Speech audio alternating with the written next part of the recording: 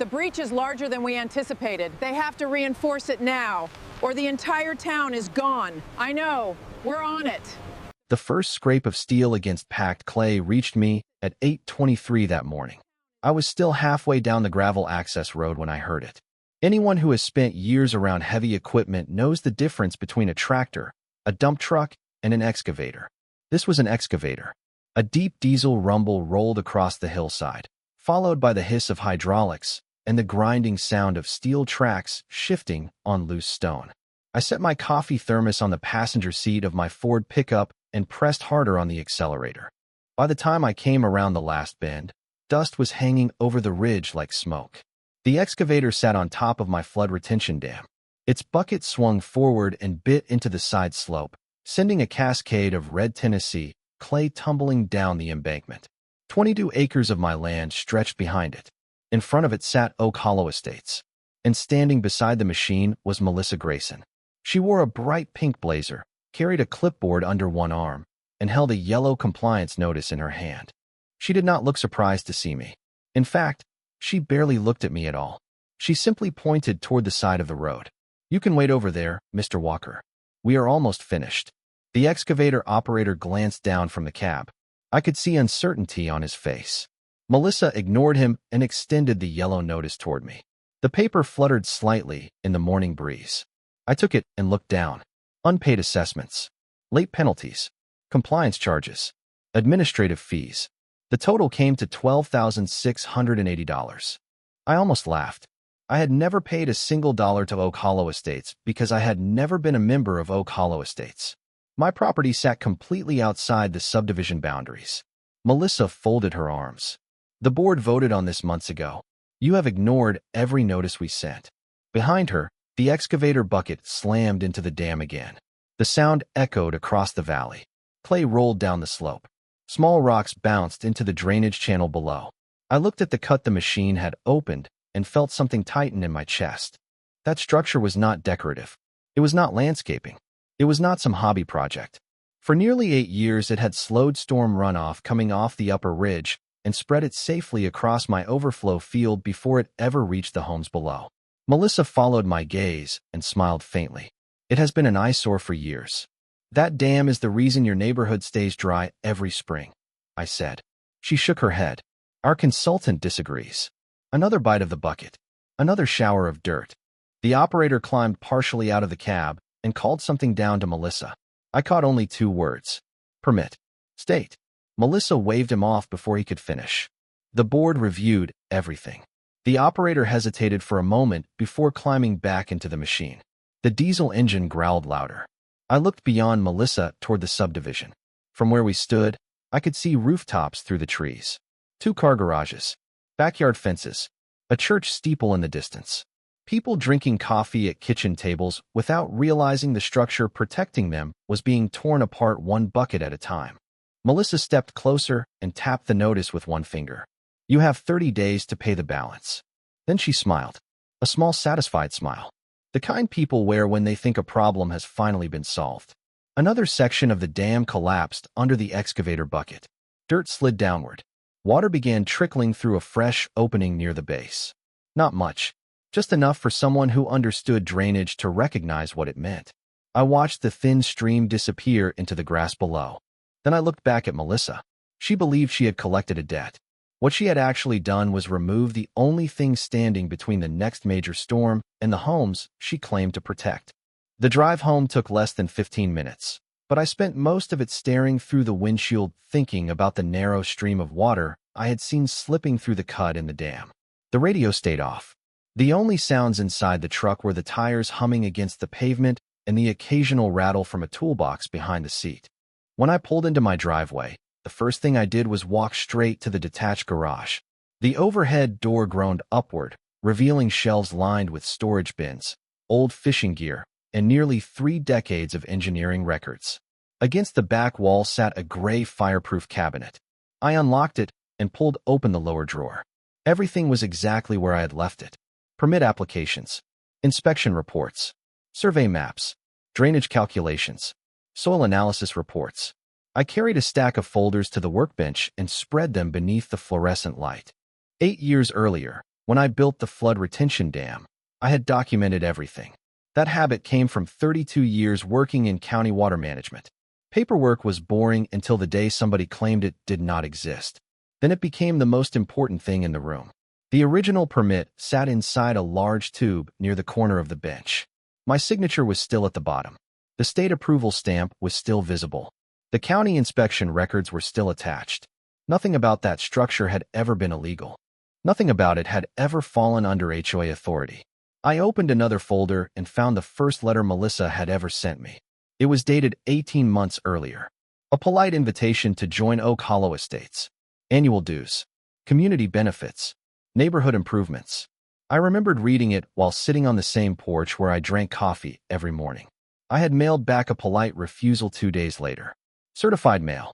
Return receipt requested. That receipt was still clipped to the letter. 6 weeks after that came a second envelope. Then a third. Then quarterly invoices. Then late notices. Then assessment notices. Each one more aggressive than the last. By the time Melissa stood beside that excavator, the amount had somehow grown into more than $12,000. The membership itself had never existed, yet the penalties kept multiplying. Around 4 that afternoon, I carried the folders inside the house and spread them across the dining room table. The ceiling fan turned slowly overhead. Through the kitchen window, I could see clouds beginning to gather above the western ridge. Not storm clouds yet, just enough to remind me of the forecast. Rain was expected later in the week. I picked up my phone and called Frank Delaney. Frank had retired from the county building department 3 years before I did. He answered on the second ring. "You heard about the dam?" I asked. Frank sighed. "Half the county has heard about it." I could hear a television in the background. Then the sound of a screen door closing. "Tell me they did not actually tear it open." "They did." A long pause followed. "Melissa?" he asked. "Melissa?" Another pause.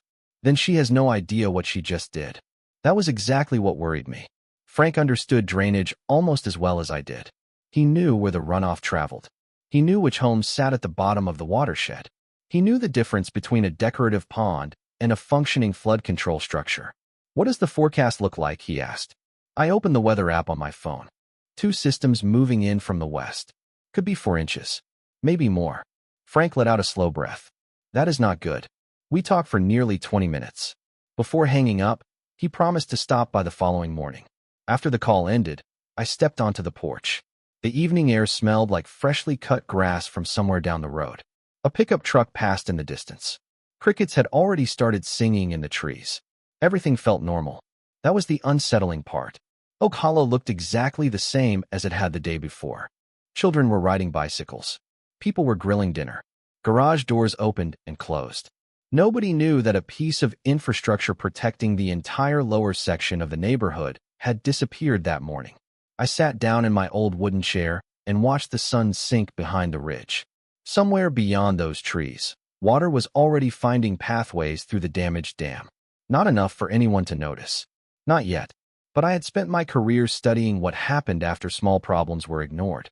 And for the first time since Melissa started sending those letters, I had the feeling she had finally crossed a line that paperwork alone might not be able to fix. The next morning, Frank Delaney arrived at my property at 7:12 with a travel mug in one hand and a thick binder tucked under his arm. His old Chevrolet pickup rattled across the cattle guard before rolling to a stop beside my garage. I could hear the engine ticking as it cooled while we walked toward the damaged dam. The morning was quiet except for birds in the trees and the distant hum of traffic from the state highway. About halfway up the ridge, another sound became noticeable. Water. Not rushing. Not roaring. Just moving. A faint trickling noise somewhere beyond the grass. We stopped at the edge of the cut the excavator had left behind. The opening looked wider than it had the previous afternoon. Overnight runoff from a light shower had already started carving channels through the exposed soil. Frank stood with his hands on his hips for a long moment. "That is worse than I expected," he finally said. We climbed higher and examined the damage. The excavator had not simply scraped dirt away. It had cut directly through the section designed to redirect stormwater into the overflow basin below. Years of engineering and grading had been undone in less than an hour. Frank crouched and picked up a handful of damp clay. He squeezed it once and let it fall back to the ground. "Forecast still showing Friday?" he asked. "Friday morning." He nodded slowly. Neither of us needed to explain what that meant. We both knew where the runoff would go now. Back at the house, we spread maps across the dining room table. Survey sheets covered nearly every inch of wood. Frank used a pencil to trace the watershed boundaries while I highlighted elevation changes. The lowest section of Oak Hollow Estates sat exactly where it always had. 8 homes occupied what county engineers called a runoff bowl. Another 6 sat directly along the eastern drainage path. Melissa's house happened to be one of them. Around noon, I drove into town to visit the county records office. The same brick building had been standing there since before I started my career. The clerk behind the counter recognized me immediately. We exchanged small talk while she printed certified copies of the subdivision plat and property records. 20 minutes later, I carried a fresh folder back to my truck and parked beneath a shade tree outside. I read every page before starting the engine. Nothing had changed. My parcel remained outside HOA jurisdiction exactly as it always had. The recorded subdivision boundaries had never moved an inch. The board vote Melissa kept referring to existed only inside HOA paperwork. It had no legal effect on my property whatsoever. When I arrived home, a woman was waiting on my porch. Martha Collins sat in one of the rocking chairs holding a large accordion file against her chest. Martha was 79 years old, widowed, and one of the kindest people I had ever met. She lived inside Oak Hollow and had spent years dealing with Melissa's compliance notices. Frank told me what happened, she said before I could even reach the steps. She handed me the accordion file. Every section was labeled: mailbox, landscaping, holiday decorations, exterior lighting, fence variance. For years of notices and fines. I carried the file inside and opened it at the kitchen table. The paperwork filled nearly half the surface. Small penalties, reinspection fees, administrative charges. Most were less than a few $100s individually, but together they painted a picture that was impossible to ignore. Martha watched me flip through the pages. I kept everything, she said quietly. My husband always told me to save records. I nodded. He was right. We spent nearly an hour organizing documents before she finally stood to leave.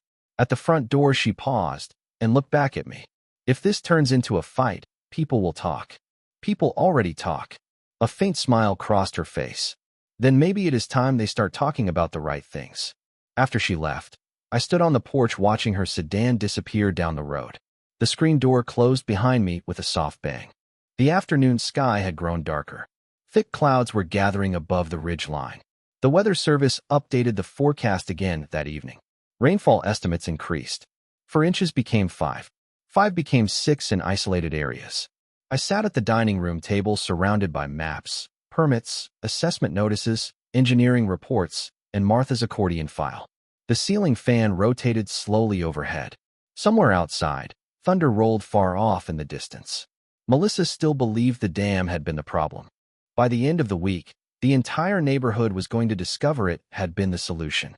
Thursday started with rain tapping against the porch roof before sunrise. Not a storm yet, just a steady patter that seemed to settle over the ridge and stay there. I was already awake when the first drops hit. Years of working around weather patterns had trained me to pay attention whenever forecasts started becoming reality. I poured coffee, carried the mug onto the porch, and watched low clouds drift through the valley below my property. The spillway should have been handling that water. Instead, somewhere beyond the trees, runoff was already slipping through the wound the excavator had opened. Around 8 o'clock, Frank arrived again. This time he was not carrying a binder. He was carrying a county contour map nearly 4 feet wide. We spread it across my dining room table beside the property surveys. The map showed every rise, slope, ditch, and drainage channel for miles around.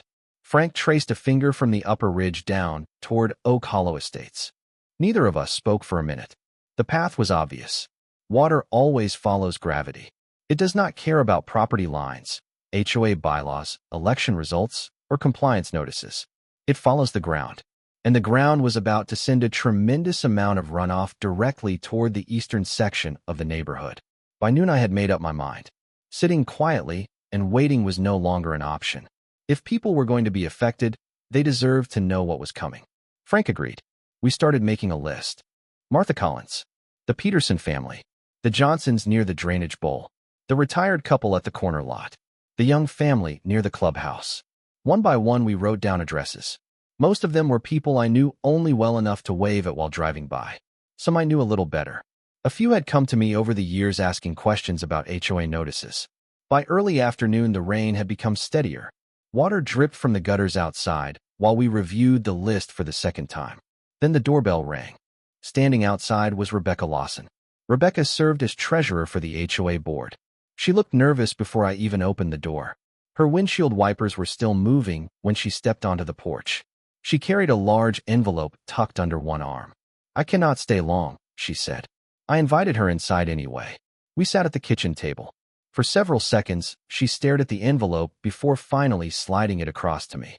Inside were copies of board meeting minutes, voting records, internal discussions, compliance reports. Everything Melissa never expected anyone outside the board to see. Rebecca folded her hands together. "The vote passed 3-2, she said quietly.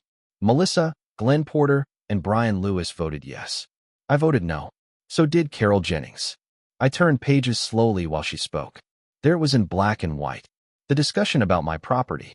The assumption that the HOA could simply expand its authority beyond the subdivision boundary. The repeated references to my dam as an eyesore.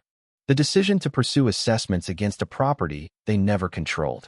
Rebecca shook her head. We told her it was outside the HOA. She refused to listen. Thunder rolled somewhere outside. Rain streaked down the kitchen window. I looked at the documents again. Melissa had spent nearly 2 years building a paper trail that proved exactly how wrong she was. Rebecca stood to leave after only 20 minutes. Before reaching the door, she stopped. "People are going to blame someone when this goes bad. I know. Melissa thinks that someone will be you." I watched her pull away through the rain and disappear down the road. The rest of the afternoon passed in a blur of maps, records, and weather updates. By evening, the forecast had grown worse again. Additional rainfall bands were moving toward the county. The Weather Service issued a flood advisory. Around 6 o'clock, Frank and I stood beneath the porch roof listening to rainwater splash into puddles along the driveway. The smell of wet grass filled the air. Headlights moved occasionally along the road below. Families were eating dinner, watching television, going about normal routines. They had no idea that the damaged dam above them had already changed everything. I looked out toward the ridge and listened to water moving somewhere beyond the darkness. Not fast, not dramatic, just steady. Persistent, patient, the same way every flood begins. By the time I finished my coffee, I knew exactly what we needed to do next. The following morning, we were going to start knocking on doors. Frank pulled into my driveway at 6:05 Friday morning. Rain had fallen through most of the night, and although it had never become a full storm, the ground was already saturated. Water dripped steadily from the oak trees surrounding the house. I could hear runoff moving through drainage ditches long before I could see it. Frank stepped out carrying 2 umbrellas and a legal pad. "Ready?" he asked. I nodded. We both knew there would be no perfect way to have these conversations. Nobody likes a stranger knocking on their door and telling them trouble might be coming. But doing nothing was not an option. We started at the lower end of Oak Hollow Estates. The roads were still dry in most places, though puddles had begun forming near the curbs. The first house belonged to a retired couple named Harold and Susan Peterson. Harold answered the door wearing jeans and a Tennessee Volunteer sweatshirt. The smell of bacon drifted from inside the house. I explained what had happened to the dam. I explained where the runoff would likely travel. I explained that moving vehicles to higher ground and getting valuables off basement floors would be a smart precaution. Harold listened without interrupting. Then he looked past me toward the cloudy sky. "You really think it could get that bad?" he asked. "I hope it does not," I said, "but I would move my truck if it were mine." He nodded slowly. "Fair enough." The next few conversations went much the same way. Some people listened carefully. Some thanked us. Some seemed skeptical. Most at least agreed to take basic precautions. By mid-morning, we had visited nearly a dozen homes. Rain continued falling in a steady gray curtain. Water splashed beneath our boots as we crossed driveways and sidewalks. At one house, a young father immediately started carrying storage boxes upstairs after hearing our explanation. At another, an elderly woman asked her son to come help move family photo albums from a finished basement. Every conversation felt slightly different, but all of them carried the same underlying question. Was this really necessary? Around noon, we reached the eastern section of the neighborhood, the area closest to the drainage path. The The roads there curved around a shallow depression that most residents barely noticed during normal weather. Frank and I noticed it immediately. Water always notices low ground. We stopped at the home of a retired school teacher named Walter Simmons. Walter listened quietly while leaning against the door frame. When I finished, he pointed toward the ridge. "You were talking about that dam Melissa had removed?" "Yes." Walter shook his head. "She told everyone it was causing the drainage problem." I glanced at Frank. Neither of us answered right away. Finally, Walter sighed. "Well, one of us is about to be proven right." The last house on our list belonged to Melissa Grayson herself. Her property sat slightly higher than some of the others, but directly along the primary runoff path. We walked up the front steps and rang the bell. Through the glass, I could see movement inside. A few seconds later, Melissa opened the door. She was holding a coffee mug and looked mildly annoyed before either of us spoke. "Good morning," she said flatly. "Melissa," I said, "we came as a courtesy." Her expression tightened immediately. "About what?" I told her exactly what I had told everyone else. Heavy rainfall, damaged flood control structure, increased runoff risk, recommendation to move vehicles and valuables to safer locations. She listened with her arms crossed the entire time. When I finished, she gave a short laugh. Not loud, not dramatic, just dismissive. "You are still trying to defend that dirt pile?" she asked. "I am trying to warn you." The board handled the problem. Frank shifted beside me, but remained silent. Melissa took a sip of coffee. "You are making people nervous for no reason." I looked past her toward the driveway where a black SUV sat parked near the garage. Then I looked back at her. "Move your vehicle tonight." "Goodbye, Mr. Walker." She closed the door. The screen rattled slightly as it latched. For several seconds, neither Frank nor I moved. Rain tapped softly against the porch roof overhead. Finally, Frank shook his head. Well, I agreed. By late afternoon, we had finished visiting every address on our list. Several families had already started relocating vehicles. Others were packing valuables. A few planned to stay with relatives overnight. It was not panic. It was preparation. Exactly what responsible people do when they receive credible information. As darkness settled over the neighborhood, I drove back toward my property. Water flowed steadily through roadside ditches. The rain had intensified. Headlights reflected across wet pavement. Somewhere high above the subdivision, runoff was already gathering on the ridge. I parked beside my garage and stood listening for a moment. Beneath the rain, I could hear water moving through the damaged dam again. Slightly louder now, slightly faster. The storm had not fully arrived yet, but it was coming. And for the first time all day, I found myself wondering whether our warning had reached enough people before it did.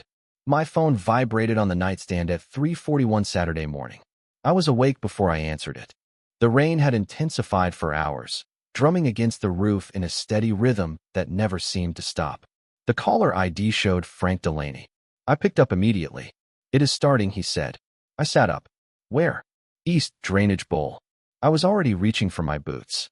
The screen door slammed behind me less than 2 minutes later. Rain hit my jacket the moment I stepped onto the porch. The beam from my flashlight cut through sheets of falling water as I crossed the driveway. By the time I climbed into the truck, water was already running across sections of the gravel road leading toward Oak Hollow Estates. The windshield wipers struggled to keep up. Their steady swishing became the soundtrack of the drive. 15 minutes later, I reached the subdivision entrance. The first thing I noticed was movement. Not standing water. Moving water. A shallow brown sheet sliding across the pavement from west to east. Headlights reflected off its surface. The storm drains were still visible, but barely. Water was already pushing faster than they could carry it away. Frank was waiting beneath the overhang of a community mailbox shelter. Rain drummed against the metal roof above him. He pointed toward the eastern section of the neighborhood. "It is following the exact path." I did not need to ask which path. We both knew. We drove separately toward the runoff bowl. As we approached, the situation became impossible to ignore. Water flowed across intersections. Curbs disappeared beneath muddy currents. Driveways that had been dry 24 hours earlier now carried runoff toward lower ground. Porch lights glowed through the darkness as homeowners stepped outside to see what was happening. Several of the families we had warned the day before were already moving vehicles. Engines started. Garage doors opened. Tires splashed through standing water. One family loaded storage bins into the back of an SUV while another carried framed photographs from a basement stairwell. Nobody was panicking, but everyone was moving quickly. Around 4:20, I stopped near the Peterson house. Harold stood in his driveway wearing a rain jacket over his pajamas. His pickup was already parked on higher ground. Water covered part of the street in front of his house.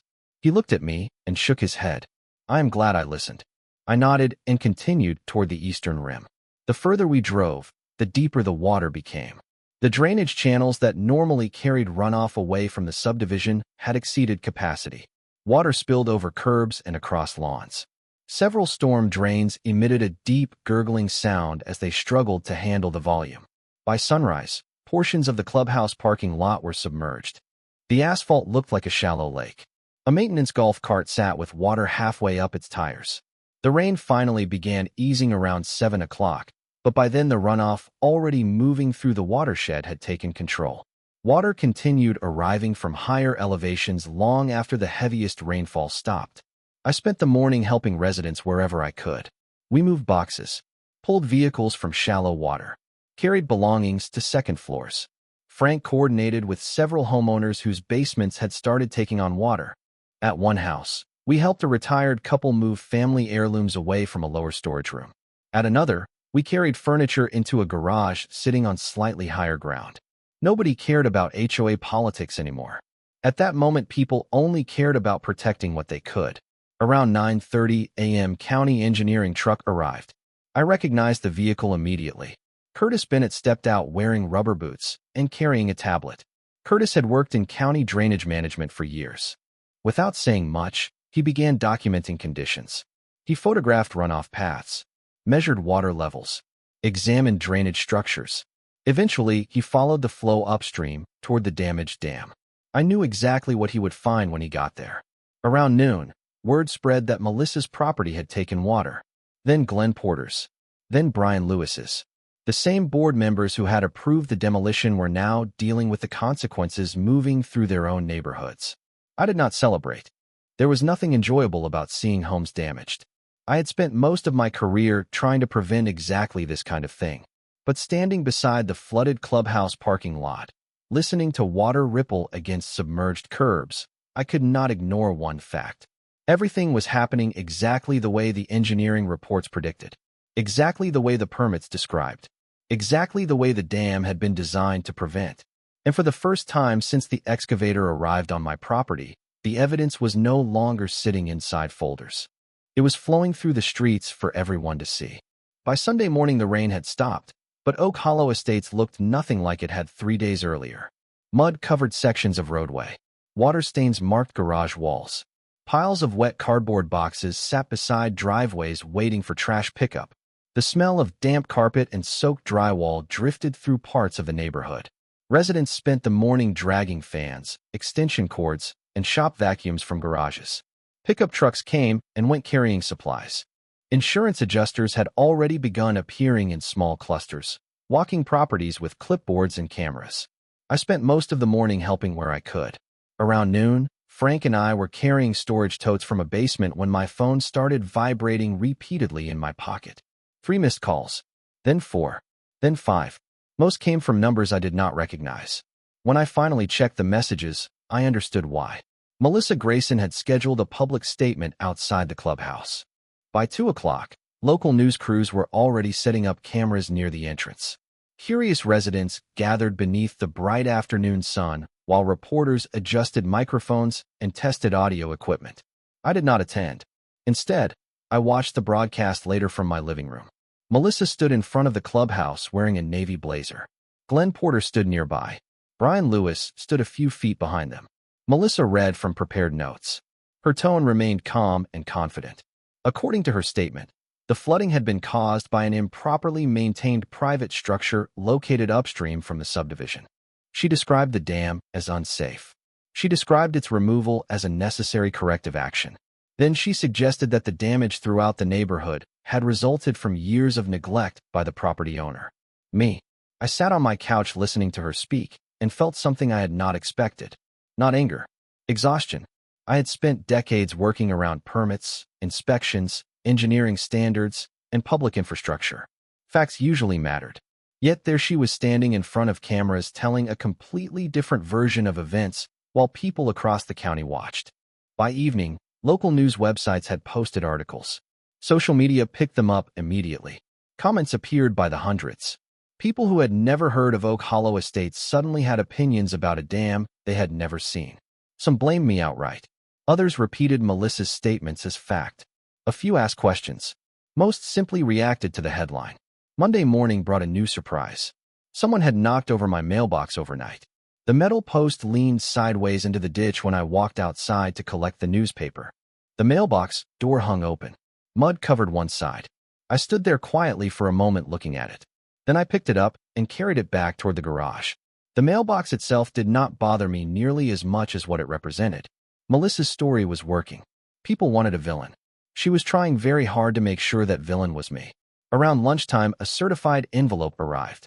I already knew what it contained before opening it. Attorneys, claims, allegations. The paperwork stretched dozens of pages. Property damage, financial losses, negligence. The numbers attached to those accusations climbed well into 7 figures. I sat at the kitchen table reading every page while rainwater still dripped occasionally from the gutters outside. The complaint referenced HOA actions, HOA notices, HOA communications, yet somehow managed to ignore the most important facts entirely. No mention of jurisdiction, no mention of permits, no mention of the demolition itself. Melissa had built an entire legal argument on top of an incomplete story. Around 6 that evening, my daughter called. She lived 3 hours away but had already heard about the situation through social media. Dad, please tell me you hired an attorney. I smiled despite everything. Not yet. Why not? I looked across the dining room table. Survey maps, meeting minutes, property records, engineering reports, Rebecca's documents, Martha's files, Curtis Bennett's inspection notes.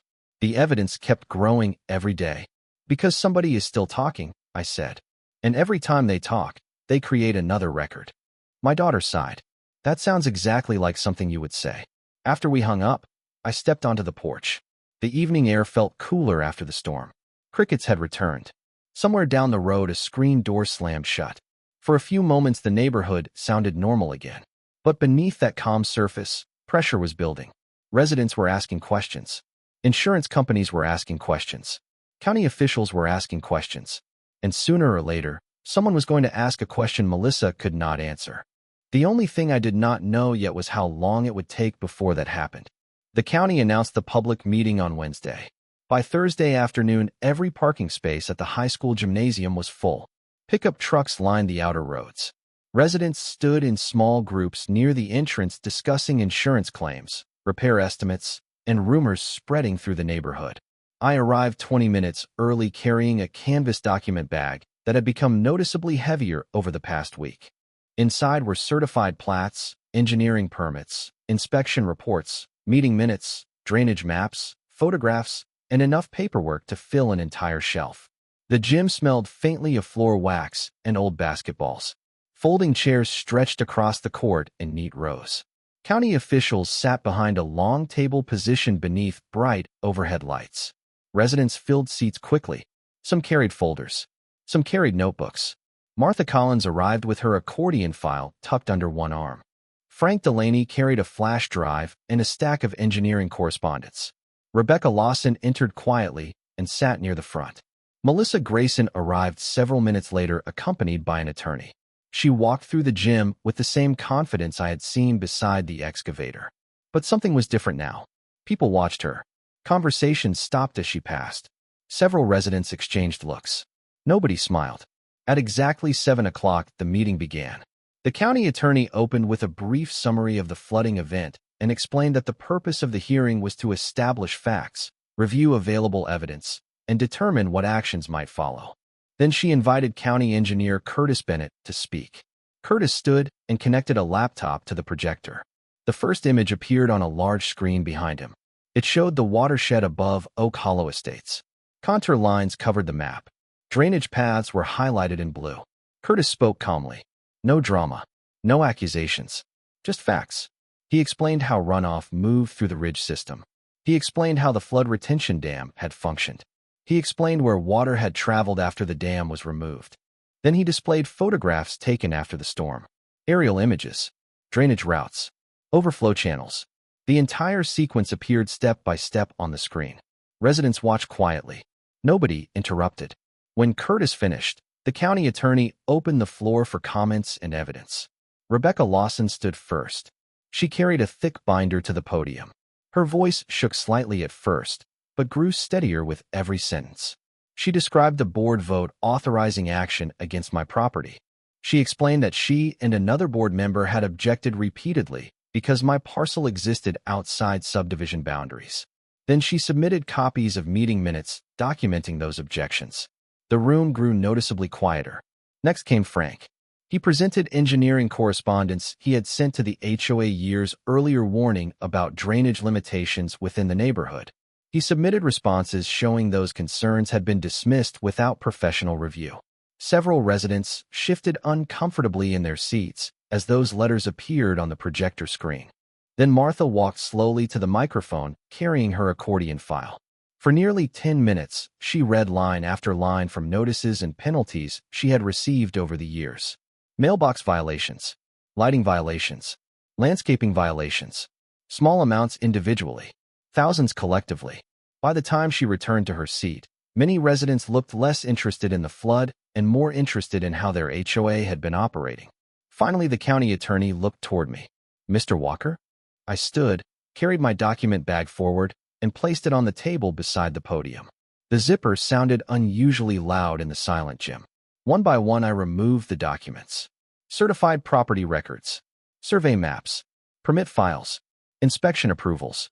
Then I reached into the bag and pulled out a large cardboard tube. Several people leaned forward. I removed the rolled document inside and carefully spread it across the podium. The state permit filled nearly the entire surface. Approval stamps covered one corner. Inspection certifications occupied another. Near the bottom sat a signature line. I pointed to it. This permit authorized construction of the flood retention dam in question. The projector displayed a magnified image of the page behind me. The room remained completely silent. Then I read the name printed beneath the signature. My own. For several seconds, nobody moved. Even the scraping of folding chairs stopped. Melissa stared toward the screen without blinking. Her attorney slowly lowered the pen he had been holding. Across the gym, dozens of residents looked from the permit to me and then back again. The county engineer broke the silence first. He confirmed that the permit remained active. He confirmed that inspections had been completed properly. He confirmed that the structure had been officially recognized as a flood mitigation asset, serving the watershed above Oak Hollow Estates. In a single moment, the entire story Melissa had spent days promoting began to collapse under the weight of documented facts. And for the first time since the excavator arrived on my property, every person in that room was finally looking at the same truth. The meeting ended a little after 9 that night, but nobody rushed toward the exits. Small groups formed throughout the gym. Residents stood together discussing documents they had just seen projected onto the screen. Some compared notes. Others spoke quietly with county officials. The atmosphere felt different from anything I had experienced since Melissa first mailed me that membership invitation 18 months earlier. For the first time, people were not reacting to rumors. They were reacting to evidence. I packed my documents slowly and returned them to the canvas bag. Frank walked over carrying his flash drive. Martha followed a moment later. Neither of them said much. They did not need to. The facts had already spoken for themselves. Outside, the parking lot glowed beneath tall light poles. Cool night air drifted across the campus. As residents filtered toward their vehicles, conversations continued everywhere.